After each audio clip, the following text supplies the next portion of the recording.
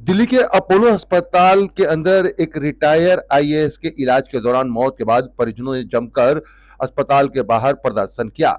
इस दौरान अपोलो अस्पताल के बाहर परिजनों ने सैकड़ों की संख्या में पहुंचकर अस्पताल और अस्पताल के कार्डियोलॉजिस्ट डॉक्टर के खिलाफ जमकर नारेबाजी करी। अस्पताल प्रशासन से आरोपी डॉक्टर के खिलाफ कार्रवाई की मांग की। वहीं सरता बिहार थाने में भी अपोलो अस्पताल के डॉक्टर बाबा नंद दास जो कि कार्डियोलॉजिस्ट पर हैं उन पर एफआईआर दर्ज कराने की मांग की और परिजनों ने यहां अपनी शिकायत दी। वहीं इस दौरान परिजनों ने बताया कि रिटायर आईएएस वीरेंद्र सिंह दिल की बीमारी से ग्रस्त थे और उन्हें अपोलो अस्पताल में दाखिल कराया गया था, जहां तकरीबन 15 दिन तक वो एडमिट थे। इस दौरान अपोलो अस्पताल के कार्डियोलॉजिस्ट डॉक्टर बाबा नंद दास ने ओपन हार्ट सर्जरी की। इसके बाद हमारे मरीज की स्थिति गंभीर होती गई, उनकी मौत हो गई, जबकि ओपन हार्ट सर्जरी करना उनके लिए सही नहीं था। इसके बावजूद डॉक्टर अस्पताल का बिल बढ़ाने के चक्कर में उनका ओपन हार्ट सर्जरी कर दिया, जिसके बाद उनकी मौत हो गई।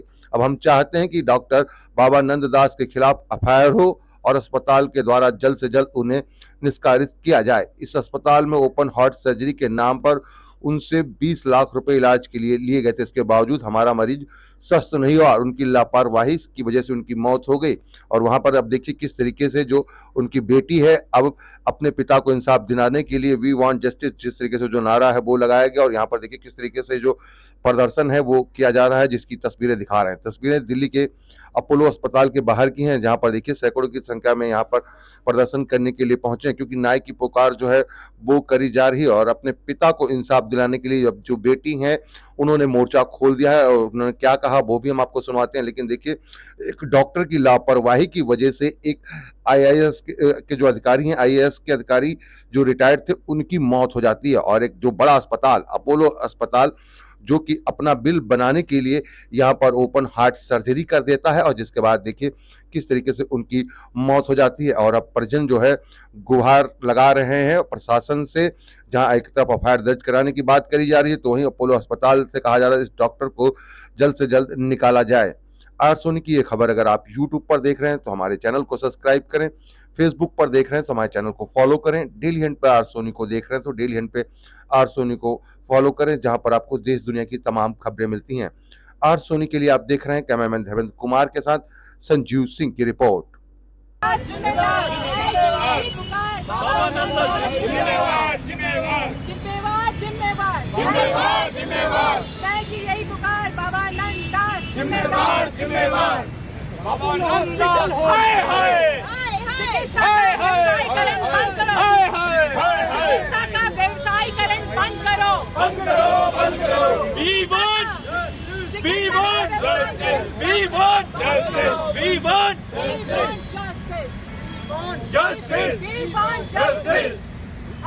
बाबा नंद दास के खिलाफ एफआईआर दर्ज करो, दर्ज करो, बाबा नंद दास के खिलाफ एफआईआर दर्ज करो, दर्ज करो, दर्ज करो। अपोलो प्रोटेस्ट अपने पिता को न्याय दिलाने के लिए कर रही हूँ, जिनकी असमय मृत्यु 23 मई को इलाज के दौरान हुई थी।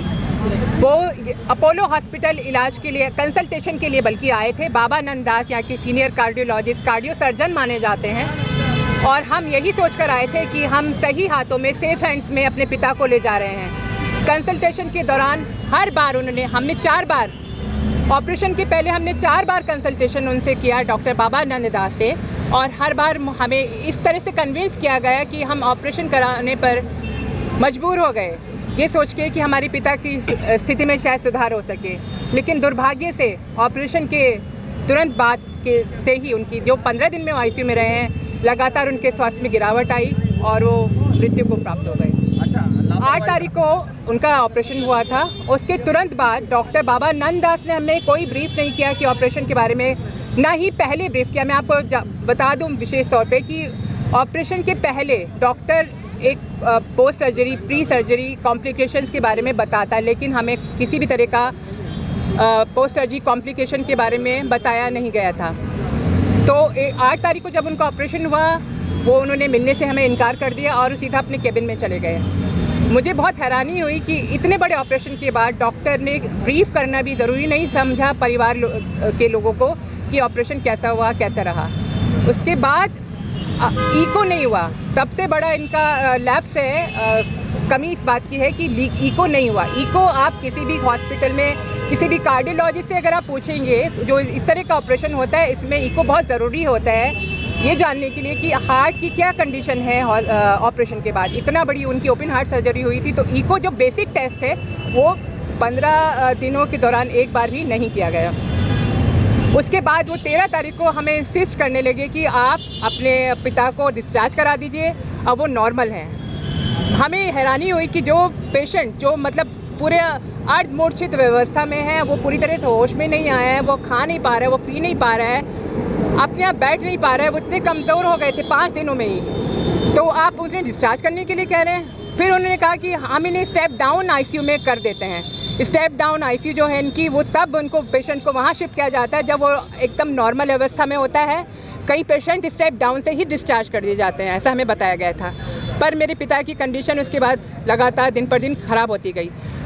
उन्हें फ्राइडे को वहाँ पे स्टेप डाउन आईसीयू में शिफ्ट किया गया और हमें 1-2 दिन बाद ही बताया गया कि वो क्रिटिकल हैं। मैं जानना चाह रही हूँ कि ऐसी क्या बात हो गई थी एक दिन में ही कि वो इतनी क्रिटिकल हो गए। इसका मतलब बाबा नंददास को पता था कि उन्होंने ऑपरेशन में कुछ गड़बड़ किया है, इसकी वजह से वो इको नहीं करा रहे थे और जिसकी वजह से वो लगातार हमें इंसिस्ट कर रहे थे कि जल्दी उनको डिस्चार्ज किया जाए, ताकि वो हमारे ऊपर पूरा ब्लेम डाल सकें कि आप घर ले गए थे, वहीं पे कुछ प्रॉब्लम हुआ होगा। कितना खर्चा आया था और क्या थाने में कंप्लेन दी है या? जी, हमने सरिता विहार थाने में कंप्लेन दी है और सर्जरी में लगभग 20 लाख का खर्चा हुआ है, जिसमें कि सिर्फ सर्जरी का 15-16 लाख बिल था और बाकी आईसीयू का था। अभी आप क्या मांग करते हो? हमारी मांग ये है कि उनके खिलाफ, बाबा नंददास के खिलाफ इंक्वायरी हो, उनका लाइसेंस कैंसिल किया जाए। इंक्वायरी के दौरान कम से कम लाइसेंस कैंसिल किया जाए, उसके बाद उनका दोषी पाए जाने पे लाइसेंस रद्द हो। और सरिता विहार थाने में हमने कंप्लेंट दर्ज कराई है। मेरी मांग है डीसीपी सरिता विहार से कि वो उसको एफआईआर करें, उनके खिलाफ, बाबा नंददास के खिलाफ एफआईआर दर्ज कराई। अभी पुलिस क्या कह रही है? अभी उन्होंने कंप्लेंट जो है मेडिकल काउंसिल में भेजी है। अब ये प्रोसीजर हो गया है कि जो पुलिस है वो डायरेक्ट एक्शन नहीं ले सकती है, पहले उसको रिपोर्ट को वहाँ भेजा जाता है मेडिकल काउंसिल में, उसके बाद जो भी उनके निर्देश होते हैं उसके हिसाब से वो एफआईआर दर्ज करते हैं।